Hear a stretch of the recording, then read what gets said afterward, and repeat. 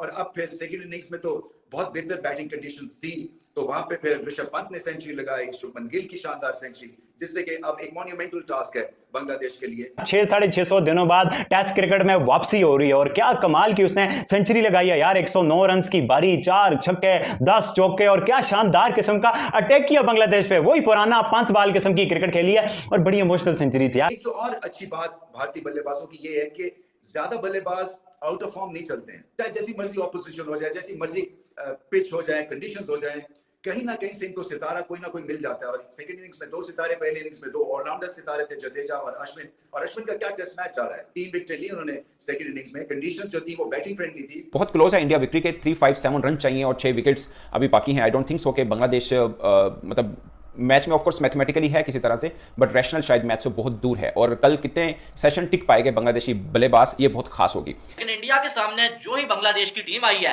ऐसा लगा कि ये बांग्लादेश की जो टीम है ये क्रिकेट खेलना ही भूल गई है, चाहे वो बैटिंग हो चाहे वो बॉलिंग हो। जीतने की पोजीशन में है इंडिया टेस्ट मैच। 500 का टारगेट जब आपको मिल जाए 514 का, तो नामुमकिन है। बांग्लादेश ने जिस तरह की क्रिकेट अभी तक खेली है और एक पोटेंशियल टीम जिसमें पोटेंशियल मौजूद है, ऑस्ट्रेलिया वगैरह हो तो बंदा उनको थोड़ा सा मार्जिन दे देता, लेकिन चौथी इनिंग्स में 500 का टारगेट चेस करना वो पॉसिबल नहीं है, वो मतलब होता नहीं है क्रिकेट में।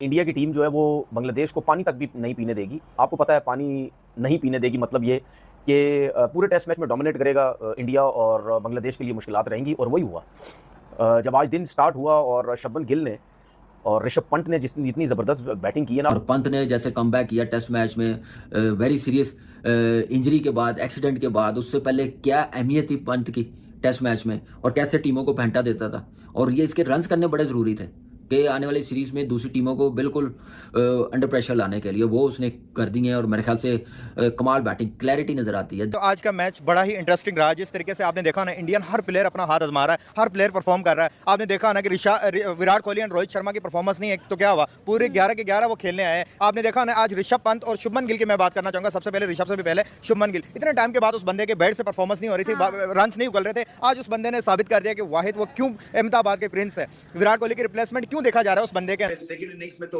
बहुत बेहतर बैटिंग कंडीशंस थी, तो वहां पे फिर ऋषभ पंत ने सेंचुरी लगाई, शुभमन गिल की शानदार सेंचुरी, जिससे कि अब एक मॉन्यूमेंटल टास्क है बांग्लादेश के लिए।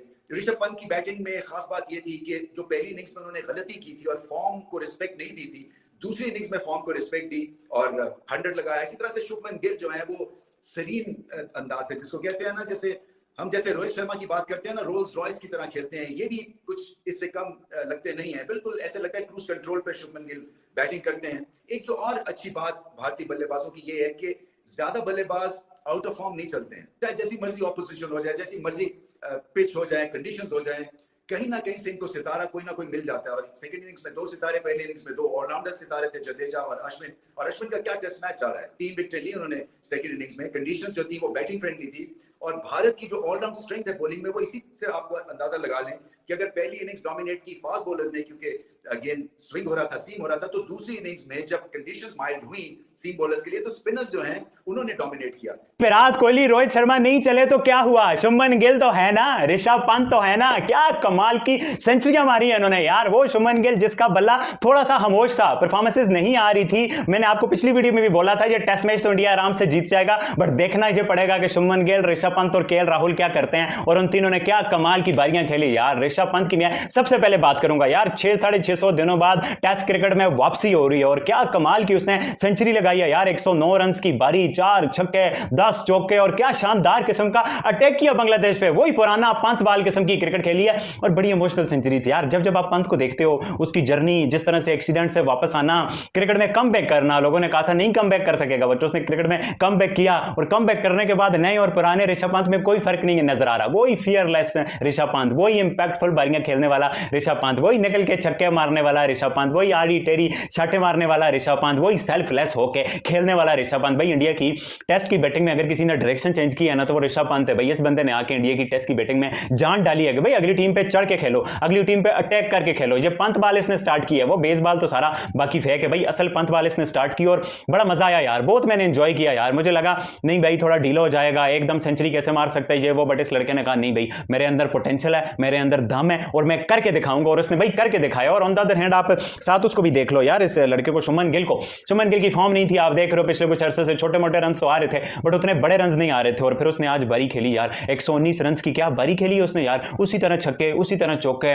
वही फ्लॉलेस किस्म का गिल, मतलब वही स्टाइलिश किस्म का गिल जो सीधा मारता है, जो इधर मारता है, जो उधर मारता है, बड़ा मिडल करता है। और ये वही बांग्लादेश की टीम है जिसने कुछ ही दिन पहले पाकिस्तान में जाके पाकिस्तान को व्हाइट वॉश किया था, और ऐसा लग रहा था कि शायद बांग्लादेश की तारीख जो है वो बदल चुकी है और शायद जो बांग्लादेश की टीम जो है बेहतरी की तरफ जा रही है। लेकिन इंडिया के सामने जो ही बांग्लादेश की टीम आई है, ऐसा लगा कि ये बांग्लादेश की जो टीम है ये क्रिकेट खेलना ही भूल गई है, चाहे वो बैटिंग हो चाहे वो बॉलिंग हो। ये जो है वो पाकिस्तान वर्सेस बांग्लादेश मैच के दौरान किया है, जब मुशफिकुर रहीम जो है वो अग्रेशन दिखा रहा था पाकिस्तानी बॉलर्स को, और पाकिस्तानी बॉलर्स उसके सामने बेबस नजर आ रहे थे, ना वो मुंह से कुछ कह पा रहे थे और ना ही वो जो बॉलिंग करके उसको आउट कर पा रहे थे। तो अग्रेशन दिखा रहा था पाकिस्तानी बॉलर्स को, और पाकिस्तानी बॉलर्स उसके सामने बेबस नजर आ रहे थे, ना वो मुंह से कुछ कह पा रहे थे और ना ही वो जो बॉलिंग करके उसको आउट कर पा रहे थे। यही मुशफिकुर रहीम आज जब इंडिया के सामने खेल रहा है, 2 इनिंग्स इसने खेली है भाई, पहले इनिंग्स में भी इसने कोई तीर नहीं मारे हैं, 14 बॉलों पे टोटल 8 रन बना के आउट हुआ। दोस्तों पहले टेस्ट मैच में भारत जीत के बिल्कुल दहाने पे खड़ा है, मगर आप तीसरे रोज की बात करें तो मुझे लगता है कि ये बल्लेबाजों का दिन था, खासकर फास्ट बॉलर्स के लिए कुछ खास नहीं था। सिर्फ दोनों टीमों को मिला के सिर्फ एक बुमराह है जिन्होंने विकेट ली थी, बाकी किसी फास्ट बॉलर के हाथ विकेट नहीं है। यहाँ पर अश्विन ने अच्छा खेला या मिराज ने अच्छी बॉलिंग की है, तो दोनों तरफ से ये हुआ। बट बहुत क्लोज है इंडिया विक्ट्री के, 357 रन चाहिए और 6 विकेट्स अभी बाकी हैं। आई डोंट थिंक सो कि बांग्लादेश मतलब मैच में ऑफकोर्स मैथमेटिकली है किसी तरह से, बट रैशनल शायद मैच से बहुत दूर है। और कल कितने सेशन टिक पाएंगे बांग्लादेशी बल्लेबाज, ये बहुत खास होगी, क्योंकि फेवरेट तो है इंडिया, खैर पहले भी इंडिया फेवरेट था, बट देखना यह है कि इस रन के सामने जो अभी पड़े हैं वहां पर बांग्लादेशी बैटर कितनी एफर्ट कर पाते हैं। पंत ने जैसी बैटिंग की वो सबसे खास बात थी। आप एक चीज नोट करें, पंत ने बैटिंग की 85 की स्ट्राइक रेट के साथ 4 छक्के मारे हैं और शायद 13 चौके मारे हैं उन्होंने। 109 रन की इनिंग खेली है। गिल ने भी अच्छी इनिंग खेली, उन्होंने भी 4 छक्के मारे और उन्होंने भी 4 छक्के मारे, 10 चौके मारे। गिल ने भी सेंचुरी की, अच्छा खेला। भारत का तीसरे दिन के अख्ताम पर भी अपना मैच पे जो डोमिनेंस है, जो ग्रिप है, वो अभी तक बरकरार रखी है। और जिस तरह की क्रिकेट थ्रू आउट पहले 1-1.5 सेशन के बाद भारत खेलता आया है, चाहे उसमें अश्विन की सेंचुरी हो, फिर उसके बाद आके जो बुमराह की 4 विकेट हैं या आकाशदीप की 2 विकेट जो हैं, फिर उसके बाद दोबारा से आके जिस तरह उनको अर्ली एक स्टार्ट मिला, रोहित, कोहली, बांग्लादेशी बॉलर्स ने उनको उतारा, फिर उसके बाद जो है गिल और पंत, आज इन दोनों का शो था। और पहले पंत की बात करते हैं कि ये ऐसे प्लेयर हैं कि ये अपनी मस्ती में खेलते हैं, और ये जब खेलते हैं ये बाकियों को भी खिलाते हैं और स्कूल करने की कोशिश करते हैं, मजे लेते हैं जब ये अच्छी फॉर्म के अंदर होते हैं। जब इनकी ग्रिप हो जाती है मैच के अंदर और इनको पता लगता है कि मैच हमारी साइड में है, तो अंदर चेज़े लेते हैं ये प्लेयर्स के। और आज हमें देखने में मिला, इनके बारी पे तो बाद में बात करते हैं, जिस तरह इन्होंने आज स्कूल किया बांग्लादेशी टीम को, और उन्होंने बोला, वो वीडियो भी आई, बड़ी वायरल हुई है कि भाई एक फील्डर इधर भी ले ले, और सोने पे सुहागा ये हो गया कि बांग्लादेशी कप्तान ने वहां पे फील्डर लगा भी लिया। तो फिर उनकी इस तरह की जो हरकतें हैं, ये उनका एक कंटेंट निकल के बाहर आता है, एंटरटेन करते हैं जब ये अच्छी फॉर्म के अंदर होते हैं। फिर उसके बाद कुछ हाथ बॉल ये खेल रहे थे जो लात से बाहर बॉल होते, उनको लाते मार रहे थे दूर। तो ये चीजें ये लेके आते हैं, एक कैरेक्टर है और आपको कैरेक्टर्स की जरूरत पड़ती है, और जो लाजवाब